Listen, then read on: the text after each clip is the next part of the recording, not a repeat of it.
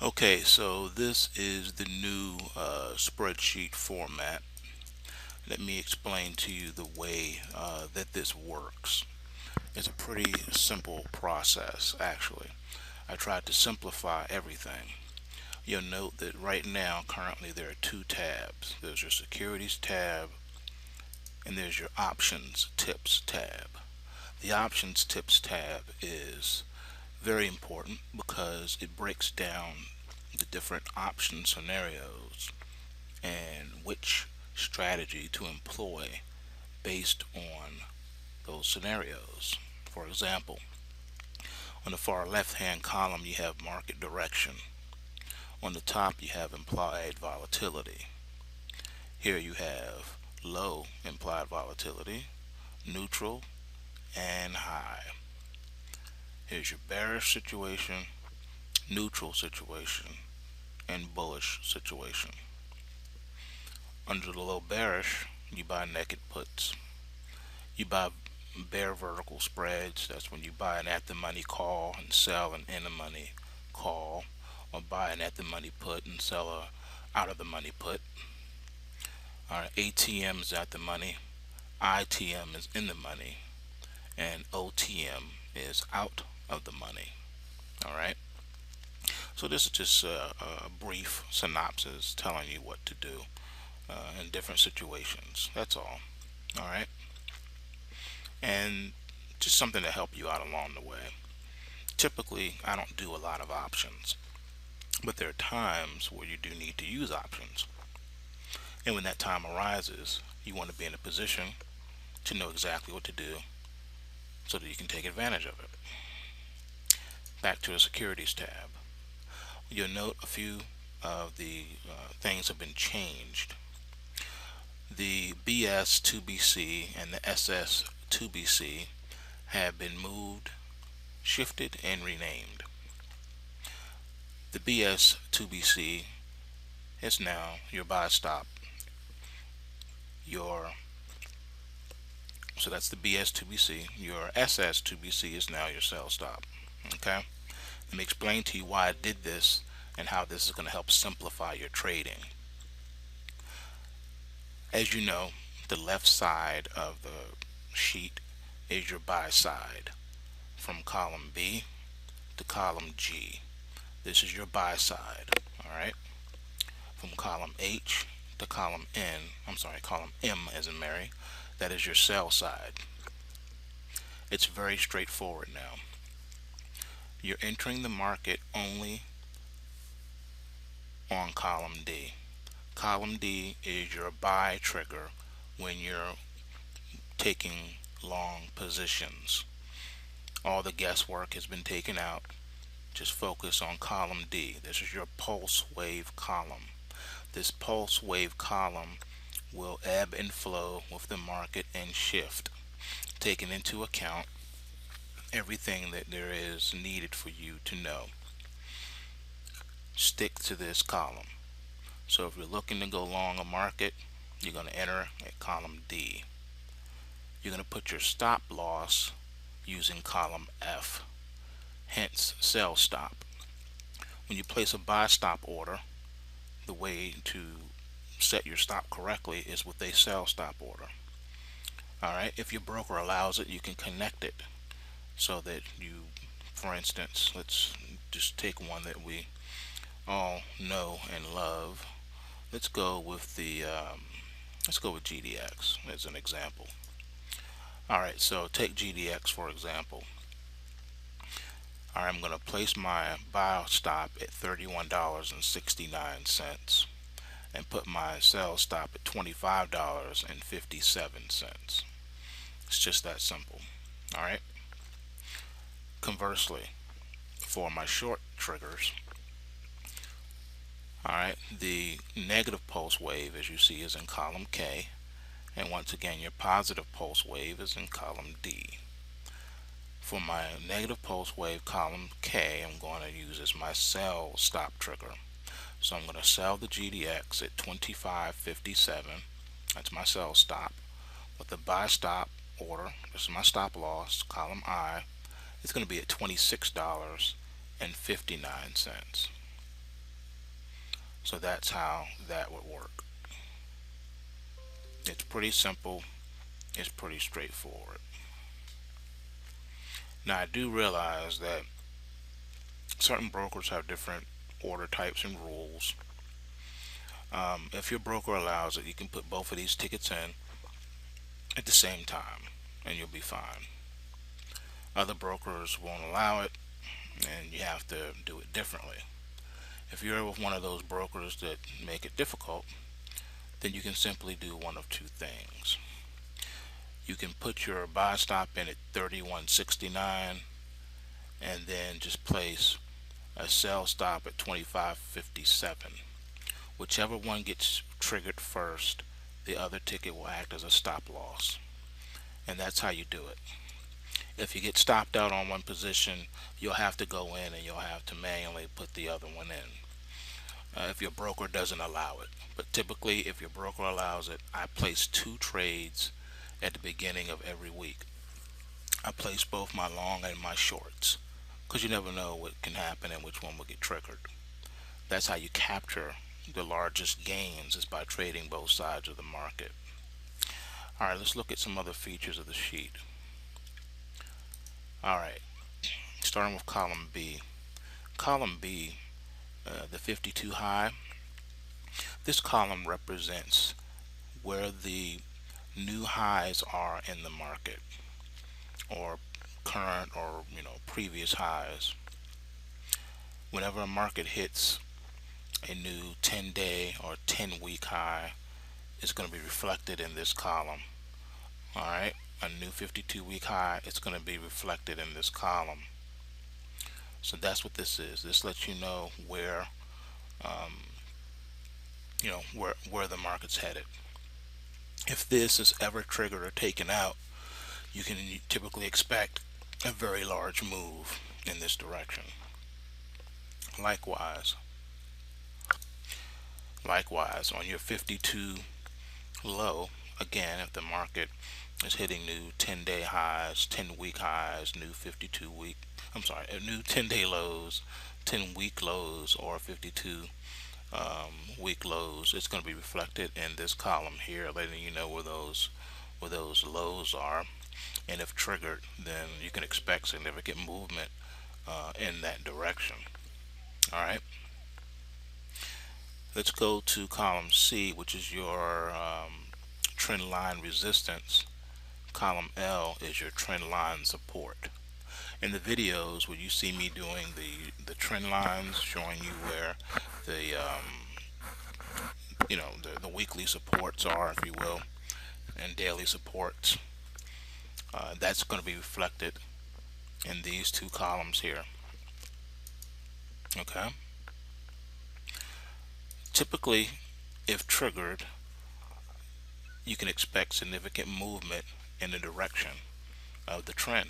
So it's letting you know what the market has to do in order to reinstitute its uptrend. It needs to take this out.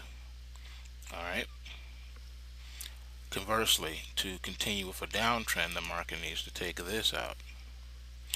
Now, when you see a 0 represented in column C or column L, it means the market is pulse waving.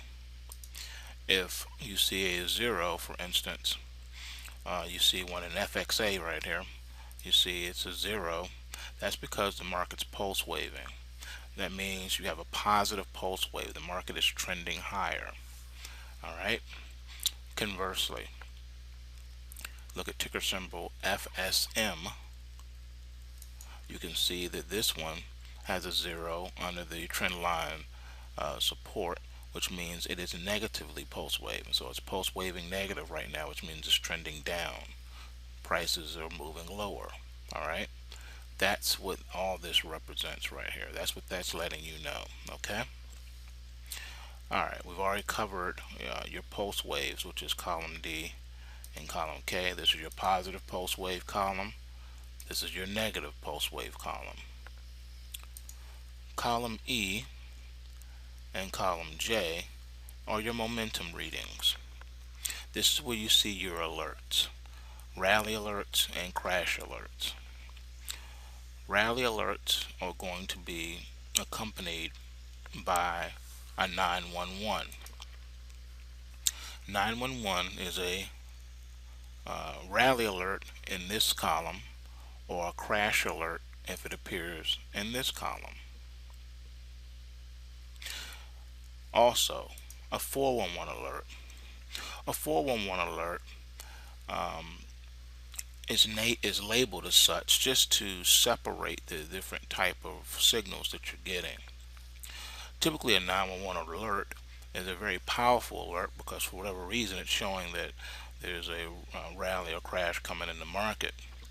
A 411 alert is similar in that it also points to rally and crash alerts, but it's just coded in a different way because it's picking up a different type of reason or within the price action. Conversely, it could be different, basically showing that it's not necessarily showing a market top or bottom per se, but it's just showing that the market may be ready to move from an overbought or oversold situation. That's what your 411s are. So another way to look at the 411 is with an indicator called the PulseScan Swing Vix. The 411 is actually the system readout of the PulseScan Swing Vix. A positive swing VIX is a reading of 411. A negative swing VIX is a reading of 411 in this column. Alright, so those 411s are what I like to call bot checks, because it shows that, like I said, the market is showing that it's ready to move from an overbought or oversold state. So if you see a 411 in this column, market's ready to move from an oversold state. A 411 in this column means the market's ready to move from an overbought state. All right. A 911 is just a rally alert. It's saying that there's something going on in the price action and you can expect a rally to come. Likewise, a 911 here, something's going on in the price action and you can expect a crash. So those are the differences between the two alerts. Okay, 911 alert is a rally crash alert. 411 alert excuse me, is a positive or negative swing VIX, showing that the market is ready to move from an overbought or oversold state. All right. There's another code I had in the system, 311, and that was for swing trades, letting you know that a swing trade signal was in the work. I have taken that part out because I noticed we were getting some coding issues where some of the securities, weren't coming up, and that was due to some kind of schematic within the price data. So I'm going to get to that further in a second. All right, going to column F. Column F is your sell stop. We talked about that. This column F is your sell stop or your SS2BC from before. And here in column I is your BS2BC or buy stop. Alright, this buy stop is for all selling short positions. The sell stop is for all long positions. Columns G and columns H. Column G is your uptrend column. Column H is your downtrend column. Looking at the different readings that you get, the readouts that you get are as follows: a reading of 70, a reading of 52, and a reading of 18. A reading of 70 is a strong trend. It means the market is moving in a powerful trend. The trend is locked in, all right, with momentum. Okay. Typically, in a reading of 70 market, you're going to find yourself not only buying pullbacks, but you're going to just be really just nailing it, hanging in there with the trend. A reading of 52 means that the market is still in a trend. If it's in this uptrend, it means it's still in an uptrend. If it's in this column, it's in a downtrend. But it means that the market is in correction mode or in retracement mode. All right, the trend is still intact, but the market is, giving back. So on the bull side of things, let's go to this one here. Let's go to Gold Corp, ticker symbol GG. This has a reading of 52. So the bull trend is still intact, but the market is correcting. All right, so you have a downtrend channel going on there. All right, as you can see here in column H, showing you a reading of 18 with the arrow pointing down, meaning that even though we're in an uptrend, we're heading down. We're correcting. That's what it's showing you. Likewise, what is a reading of 18? A reading of 18 is basically showing you that the market is moving bullish within this correction. That's all it's saying. So if you have an 18 here and a 52 here, the trend is bullish, but the market's in the correction and it's locked into that corrective mode for now. As long as it stays 18 and this stays 52, the market is in a correction. The bull market is in a correction. Likewise, if you go here to this one, this is your natural gas ETF, the 3 times ETF. You can see here it has an 18 but a 52 here. So what does it mean? It means this market is still in a downtrend. The downtrend is still intact, but we're in a corrective phase. So the market is short-term bullish. All right, that's how you read this. Okay, what does a zero mean? Okay, a zero is simple. It means nothing is in play as far as an uptrend is concerned in this market. This market here on this one, this ticker here, FXB, is locked into a downtrend. Hence, it has a 70 reading and it's a golden arrow. This downtrend's locked in. There's no type of positive momentum reading at this time. It's locked in. So this zero, notice how in the uptrend column there's a zero, and I put a red stoplight there. That's telling you that there's nothing in play bullish in the chart whatsoever, and that you should defer to the bear side of the market and look for selling opportunities only. Not saying you don't place this pulse wave. Remember, we place both pulse wave trades at the beginning of every week, regardless of signals on the sheet. The signals on the sheet are just to help guide you and explain the current market conditions.